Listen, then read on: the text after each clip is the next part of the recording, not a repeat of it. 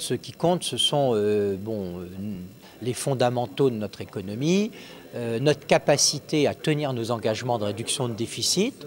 Et du fait qu'on a eu un bon résultat sur 2011, contrairement à beaucoup d'autres pays européens, malgré la perte du AAA qui est intervenue en janvier, les bons résultats de 2011 nous permettent de conserver des conditions de financement qui sont même paradoxalement améliorées depuis la perte du AAA.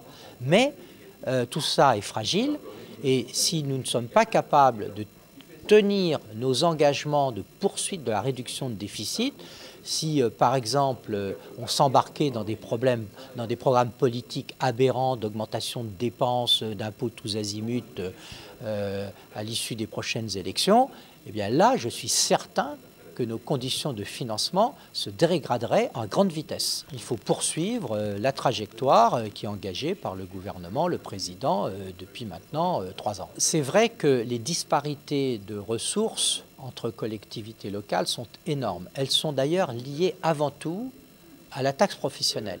C'est le fait d'avoir des entreprises en quantité ou de ne pas en avoir du tout sur son territoire qui crée la différence. Et entre les 10% de communes les plus pauvres, les 3600 communes les plus pauvres et les 3600 les plus riches, le rapport est de 1 à 10. Donc cette disparité est énorme.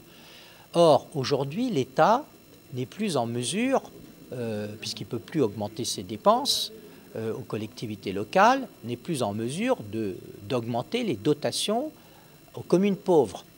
Par conséquent, si on veut aider les communes pauvres, il faut demander aux plus riches, aux plus aisés, un effort.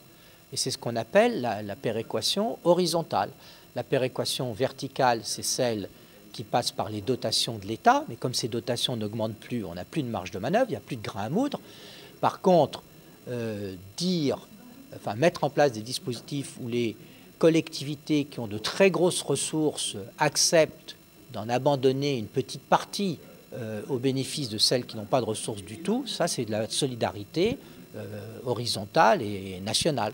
Pour prélever, on prend un critère objectif qui est la quantité de ressources. Or, une commune peut être très riche et en même temps avoir sur son territoire des habitants très pauvres et qui ont des besoins sociaux très importants. Donc, du côté du prélèvement, on va prendre en compte la ressource de l'institution communale. Et du côté de la redistribution, on va prendre en compte les caractéristiques sociologiques de la collectivité. Donc elle peut, en tant qu'institution, être considérée comme très riche, donc c'est normal qu'elle paye, mais si elle a des habitants très pauvres, c'est normal aussi qu'elle reçoive. Ça permet aussi ce système où on peut, dans un nombre de cas qui est limité, ça ne se produit que dans à peu près 5% des cas, à la fois être prélevé et recevoir, d'éviter les effets de seuil. Et quand on regarde ce qui s'est passé ces 20 dernières années, ce sont les dépenses des collectivités locales qui ont le plus augmenté, même si on le corrige, l'effet décentralisation, transfert de compétences. Or, aujourd'hui, nous devons rééquilibrer nos comptes d'abord en faisant des économies.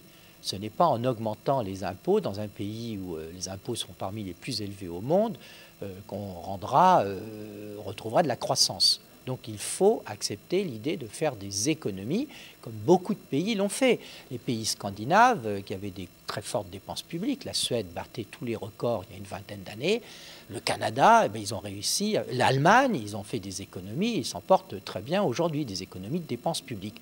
Or, dans les dépenses publiques, le poids des collectivités locales est important.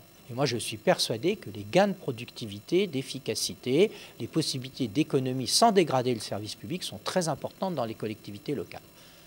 Mais il faut une volonté politique. L'effort mené depuis quelques années par l'État, non-remplacement d'un départ sur 2 en retraite, révision générale des politiques publiques, doit être décliné dans les collectivités locales. Moi, ça me paraît une évidence.